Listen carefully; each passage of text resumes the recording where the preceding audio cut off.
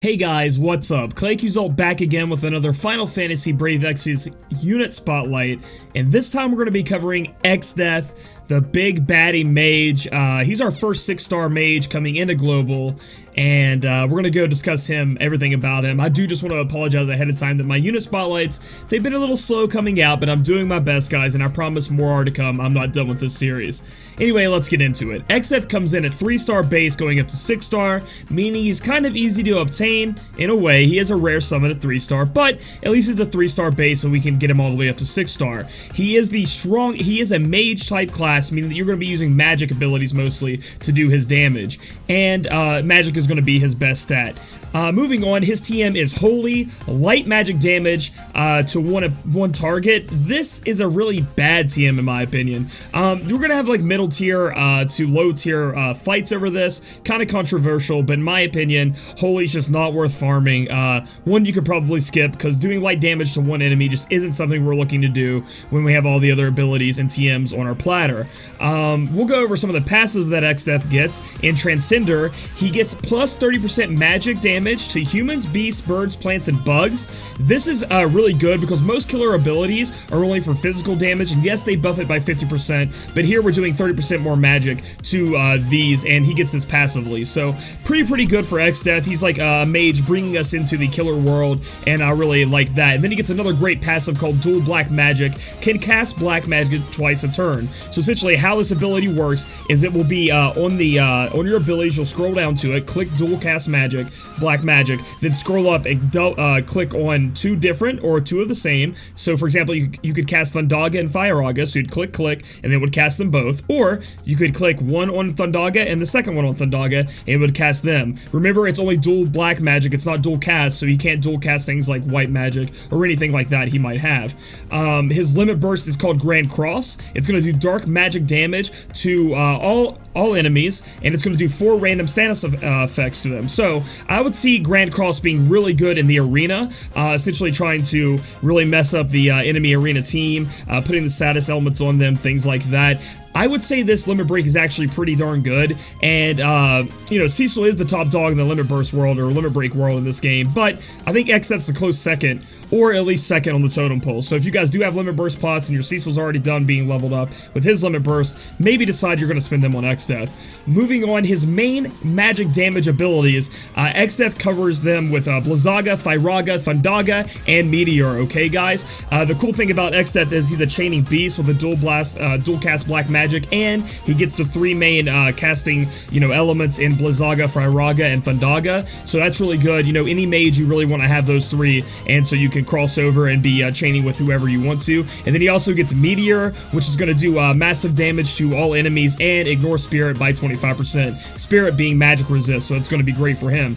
Another ability he gets is Wicked Light. Light magic damage ignores Spirit by 25% to all. Now this is actually doing light damage, so it's going to be able to chain with your light damage dealers in the future. That could be like Orlando or anybody that has Excalibur TM. On top of that, it's going to ignore the Spirit magic resist by 25%. This ability seems really good. However, you cannot dual black magic cast this, as it's an ability and not actually black magic. So just remember that, guys.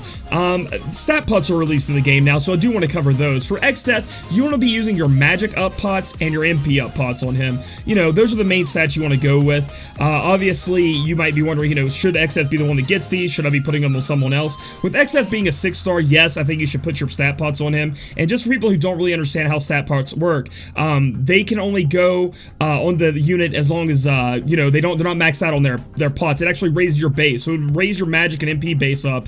And with a magic dealer, you want your MP so you can cast more spells, and you want your magic up so you can do more damage. And all those percentages that apply will apply to your base magic stat, and putting your magic up with these pots will raise that base magic stat, making it so you get even more magic. Okay, guys? Moving on to equipment for ExDeath, he's kind of hard to equip as he is kind of a little weird. He's more of a tanky mage instead of those, you know, robe-wearing, one-hit KO mages that could get stomped. He's going to be able to be a tanky, as you can see from his picture. And this is our free-to-play build that I think you guys should go for. You're going to want to equip the Wizard Rod, which is obtained by the Surging Menace trial. Once you beat that, you're going to be able to get the Wizard Rod. High magic stats on that, which is what we're going for. Also, ExDeath can equip shields, so we're going to go with the the Stellar Shield here, which we got from an event in the past. If you guys didn't get the Stellar Shield, just look for a shield that has Spirit or, you know, Defense, things like that. Put your best shield on him that's not already on your tank. Then we're going to want to equip the Creepy Mask, and that came from the Halloween event. If you guys don't have the Creepy Mask again, you just want to go with a high Spirit, high Defense mask until later on, or you could go for another hat that has, you know, some magic on it, things like that. But the Creepy Mask best in slot here, and I like that a lot. Then for his chest, we're going to use Reflect Mail. You know, it's the second best defensive armor in the game, I think, right now. I think Force Armor's above it, but we're probably going to have that on our tank, so I went with Reflect Mail. Then you're going to want to wear double earrings, guys, and these earrings are going to put your magic up by 20%. You get those from the Star Quartz vendor, the Fat Chocobo. You guys can look that up. Go buy them from him. They are 50 a piece, I do believe, in Star Quartz, but, you know, they are expensive, but they're well worth it being 20% to your magic. Now, you may be wondering, well, Click, how do we equip this Creepy Mask? It's a hat. He can only equip, like, helms and things like that. Well, we are going to use the Materia Equipped Hat. This can be obtained through Gale Keys. It's a quest line that you guys have to complete. Get a Gale Key, turn it in, you can get Equipped Hat. And then we're just going to smack a bunch of magic 10% on him, which is craftable. If you guys don't feel like doing all the magic 10%, you can put some MP on him so you can cast more spells. But that's pretty much my free-to-play build. Moving on to the pay-to-win or the pay-to-play or the TM build. It's going to get a little weird here, guys, so bear with me. We're going to use the Omni Rod, which is Ark's TM, and it's the best rod in the game currently.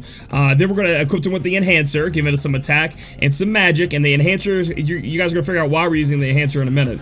And then we're going to equip the Survivor Helm, and the reason we're doing that is that we're not going to be able to use Equipped Hat with this best in slot build here, or in my opinion, the best in slot build. So we're going to go ahead and put the Survivor Helm, the second best helm in the game, you know, tanky-wise that we have right now. And again, you probably want the best one on your tank, so we're going to go with Survivor Helm. Using Reflect Mail again for the chest, and then for the accessories, we're using Magistral Crests, and those come from the character Vanille, that TM from Vanille. So that's where you're going to get both of those. I think that puts up your magic by 30%, and that's amazing. So it's 10% more than the earrings, so this is going to be best in slot here for TMs. And then for our, you know, obviously we have to have dual wield for Omni Rod and Enhancer, and then letter and arms times 3, because this boosts up your magic, so it's going by your base stat magic by 50% if you equip a sword. So Enhancer is a great sword to equip. ExDeath can equip it because he can equip swords, and it's putting up your magic already with Enhancer because it has plus magic on it. Then it's going to let letter and arms proc to give you 50% more magic, and in global, for some reason, Gumi and Square Enix are like, yeah, it stacks.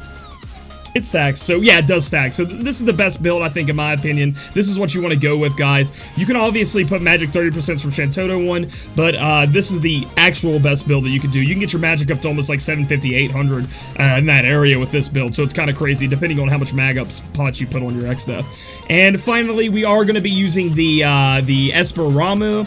Highest Esper right now for magic stats, and that's what you're going to throw in your ExDeath. You want to be doing as much magic damage as you can. Again, chaining with ExDeath, elemental chaining, just having a good time, and then going in the arena and dual casting Meteor, because who doesn't want to do that to people in the arena? So overall, what would I rank ExDeath as? Best mage right now in global, and if you're watching this in the future, you're going to have to compare him to other mages, but he is still really good. He in my opinion, besides his equipment, his actual like abilities are kind of cookie cutter, with Thundaga, Blizzaga, and Fyraga being his main damage dealers. He does have Meteor and the Wicked Light, but those are kind of situational if you're actually using a magic chaining team. Although mages at this point, and I think even in the Japanese version, are pretty weak as compared to physical damage dealers.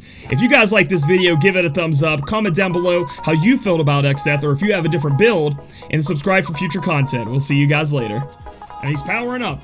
So that's when you want to defend. So I will tell you that, guys, now. If you see him say boost, he's about to use release, which is going to do a lot of magic damage and blind and silence everybody, okay? So make sure you defend when he uses boost. And we'll go over that in the middle of the fight when I'm fighting, but I just want you guys to remember.